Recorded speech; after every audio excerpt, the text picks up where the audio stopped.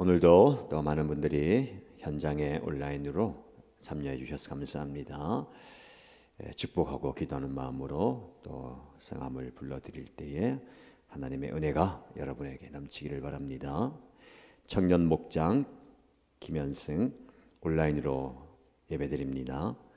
정상덕, 김정석 현장 예배드립니다. 통영에서 김영점 온라인 예배드립니다. 박수목, 허연주 현장 예배드립니다. 박인숙 현장 예배드립니다. 인도네시아 목장 백근왕 온라인으로 예배드립니다. 말레이시아 목장 이수연 온라인 예배드립니다. 강신이 온라인 예배드립니다. 태국 목장 백유님 온라인 예배드립니다. 루마니아 목장 김진서, 임경준, 김정우 현장 예배드립니다. 일본 목장 장다영 온라인 예배드립니다. 김연주 온라인 예배드립니다. 필리핀 목장 임현정 온라인 예배드립니다. 박진용, 오명선 현장 예배드립니다. 필리핀 목장 이소연 온라인 예배드립니다. 포에마 목장 구종모 현장 예배드립니다. 포에마 목장 방혜경 현장 예배드립니다. 파라과이 목장 김민정 온라인 예배드립니다. 석현난 온라인 예배드립니다. 일본 목장 강성희 현장 예배드립니다. 네, 댓글 달지 않았지만 현장에 온라인에 또 많은 분들 참여해 주셔서 감사하고요. 오늘도 주신 말씀의 은혜를 마음 깊이 새기길 축복합니다. 함께 하나님의 말씀을 보겠습니다. 여호수아 5장 13절에서 6장 7절까지 말씀입니다.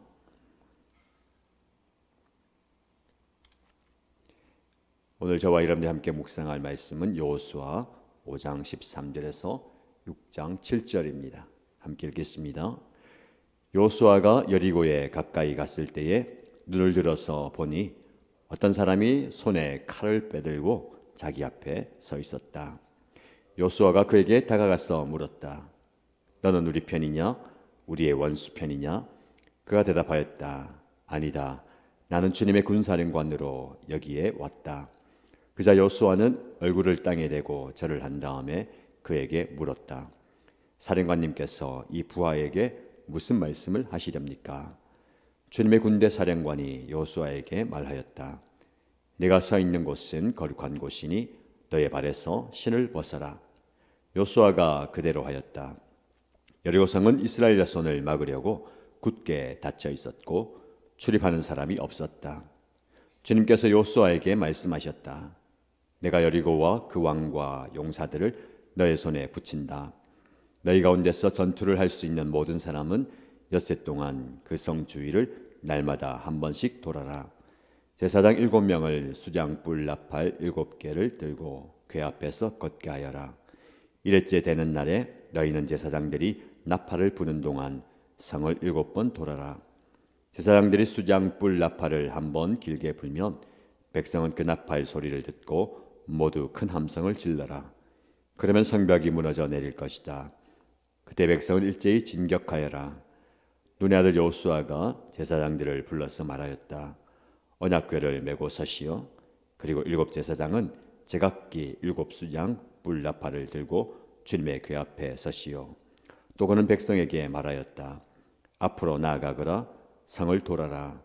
무장한 선발대는 주님의 궤 앞에 서서 행군하여라. 아멘. 오늘 우리에게 주시는 하나님의 말씀의 은혜가 차고 넘치기를 축복합니다. 요단강을 건넌 지 얼마 안 되는 어느 저녁 무렵에 여호수아가 진중을 둘러보고 있는데 어떤 사람이 서 있는 것을 보게 됩니다. 짐짓 놀라서 그에게 외치죠. 당신은 우리 편이냐? 적군의 편이냐? 그때에 그 사람은 아니다. 나는 주님의 군사령관으로 여기 왔다라고 이야기합니다.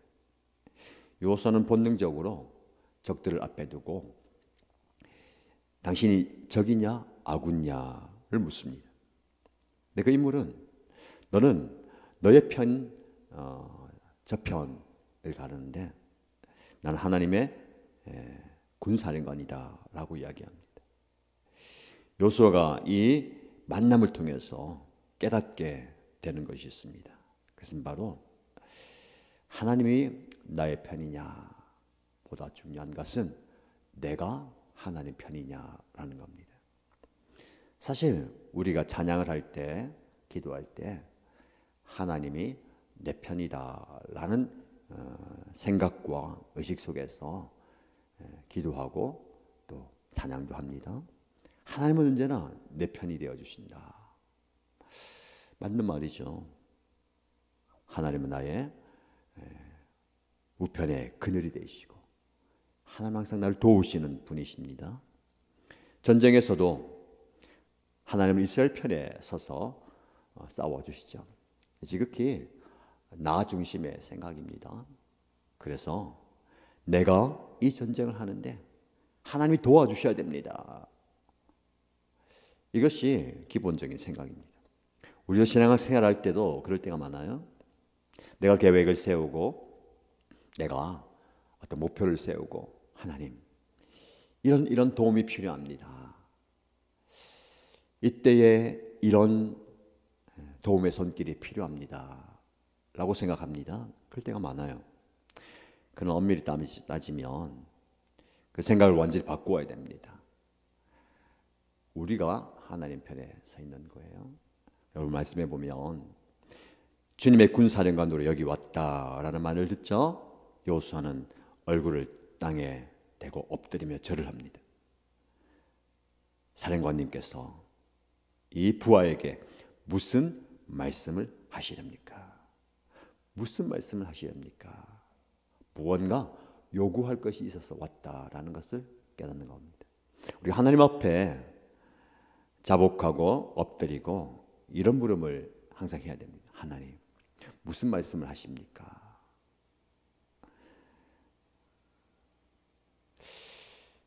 이 자세가 중요한 것 같아요. 우리 이런 자세보다는 내가 하나님께 말할 때가 많죠. 하나님, 이것 이렇게 하셔야 됩니다. 그런 자세가 아니라 다 내려놓고 하나님, 제가 무엇을 할까요? 어떻게 할까요? 무슨 말씀을 하시렵니까? 요수아가 하나님의 말씀을 대하는 자세가 굉장히 중요합니다. 오늘 이 새벽에도 여러분들이 하나님 앞에 그렇게 물어보십시오. 하나님, 저에게 무슨 말씀을 하시렵니까? 종이 듣겠습니다. 군사령관이 여호수아에게 말합니다. 너가 서 있는 곳은 거룩한 곳이니 너의 발에서 신을 벗어라. 중요한 말씀입니다. 우리는 이 말씀을 출애굽기 3장 모세가 하나님께 사명을 받을 때에 듣게 되었다라는 것을 기억합니다. 너가 서 있는 이곳은 거룩한 땅이니 너의 발에서 신을 벗어라. 요수아도 그 동일한 말씀을 듣는 겁니다.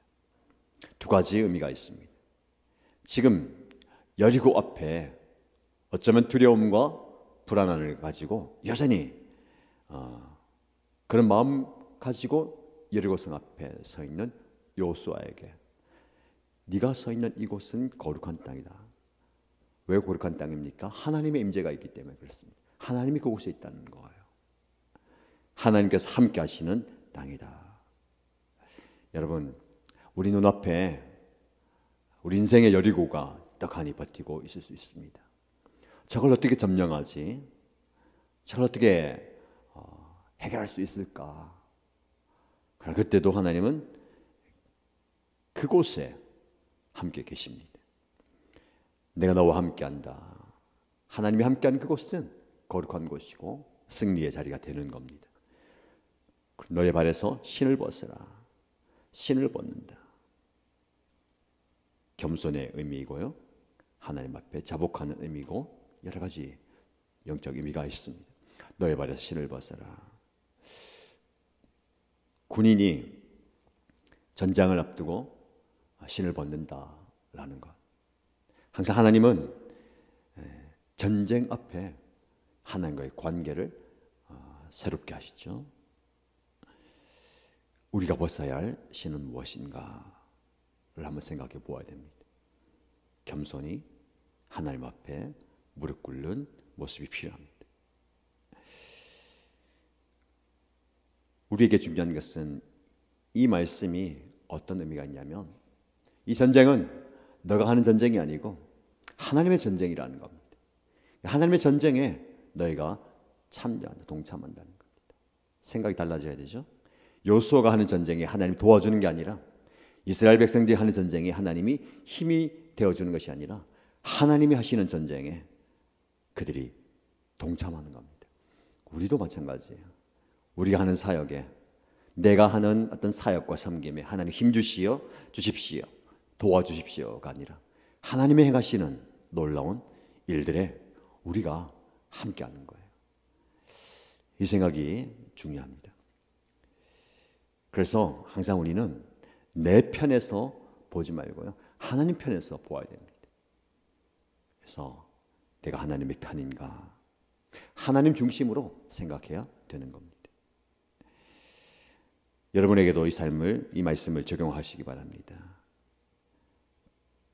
때로 우리는 하나님이 제 편이셔야지요 라고 생각하고 기도합니다. 하지만 더 중요한 것은 여러분이 하나님 편에 서 있느냐라는 겁니다. 올해 2025년 어떤 상황 속에서도 여러분들이 하나님의 편에 서 있는, 하나님 편에서 생각하고 하나님 편에서 행동하고 하나님 편에서 살아가기를 주님의 이름으로 축복합니다. 다음 날 아침이 밝았습니다. 요수아는 여리고성을 바라봅니다. 근데 그 성이 굳게 닫혀 있다라고 말씀합니다. 이스라엘 자손들이 침공에 올 것을 대비하면서 6장 1절 말씀, 굳게 닫혀 있었다. 출입하는 사람이 아무도 없습니다.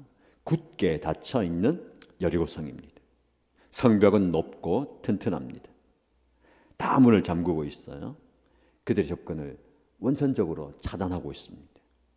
어떻게 저 성을 함락할 수 있을까라고 전략을 짜야 되죠. 그런데 하나님께서 그 전략을 요수아에게 주십니다. 어떤 전략입니까? 여세 동안 그 성을 날마다 한 바퀴씩 돌라. 7째 되는 날은 7번 돌아라. 그래서 제사장들이 나팔을 길게 불면 모든 백성들이 크게 함성을 질러라. 그러면 성이 무너질 것이다 라고 이야기합니다. 이것이 하나님의 전략입니다. 도무지 상식적으로는 납득이 안 되는 전략입니다. 그런데 중요한 것은 2절 말씀에 하나님이 이렇게 말씀하십니다. 내가 여리고와 그 왕과 용사들을 너의 손에 붙인다. 내가 그 모든 것을 너에게 넘겨주겠다라고 말씀하시고 이 성을 돌라라고 이야기합니다. 하나님의 전략과 우리의 전략이 완전히 다를 수가 있습니다. 우리 상식과 우리의 기대와 차이가 극명할 수 있어요. 그러나 그것이 하나님의 말씀이라면 순종하는 것이 중요합니다. 전략보다 중요한 것은 순종입니다. 하나님의 백성은 계획, 전략도 중요하지만 하나님의 말씀에 순종하는 것이 그 어떤 전략 계획보다도 중요합니다. 그래서 요수아는 그 말씀대로 합니다. 위대한 지도자가, 위대한 순종의 지도자가 여기 있습니다. 모세든 여호수아든 하나님의 말씀을 받고 그 말씀대로 하는 겁니다. 우리의 삶 속에서 이런 순종의 모습이 있으면 좋겠습니다. 하나님 말씀하신 그대로 새해를 시작하고 하루하루 지나가고 있습니다. 하나님은 여러분에게 말씀을 주시기를 바랍니다. 지난주 말씀을 우리가 묵상한 것처럼 삶의 전환점에서 중요한 순간에 하나님은 말씀하시거든요. 그 말씀을 귀담아 듣고 말씀에 순종할 때에 기적이 일어나는 겁니다. 우리 공동체에 한번 적용을 본다면 공동체의 영적 지도자에게 하나님께서 과감한 순종의 말씀을 주십니다. 어쩌면 우리가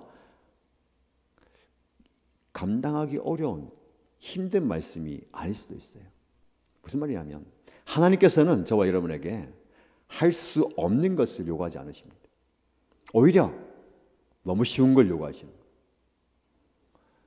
그 성 주위를 도는 거 누가 못하겠습니까? 그렇죠. 근데 못해요. 왜 그럴까요? 내 생각이 들어가기 때문에 그렇습니다. 내 생각이 들어가는 즉시 말씀은 순종하기 어려운 말씀이 되는 겁니다. 내 생각을 다 내려놓고 단순하게 말씀이 하라는 대로 하는 거예요. 한 번 돌라면 한 번 도는 겁니다. 7번 돌라고 하면 7번 도는 거예요. 소리 지르라고 하면 소리 지르는 겁니다. 이게 쉬운 것 같지만 굉장히 어렵습니다. 쉬운 게 더 어렵죠. 그렇죠? 하나님, 조금 더 이치에 맞는 것, 상식에 맞는 것, 내 상황에 좀 합당한 말씀을 주시면 제가 납득이 되겠습니다. 이해가 됩니다. 그러면 하겠습니다. 내 생각이 먼저 앞서는 겁니다. 그럼 하나님은요, 순종 이전에 내 생각을 내려놓게 하시는 겁니다. 아무리 생각해도 그것은 성이 무너질 방법이 아닙니다 라고 얘기할 겁니다.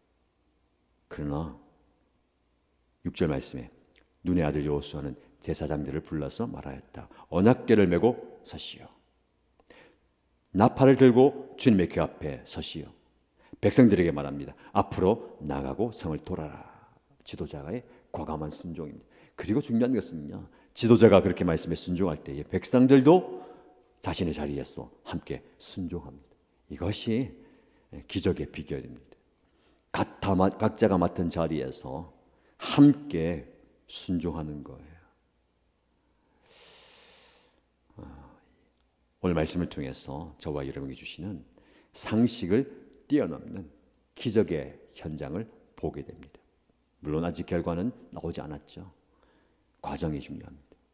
이 과정 속에서 함께 말씀 앞에 나가는 거예요. 그래서 여러분, 한 사람의 순종의 힘도 중요합니다.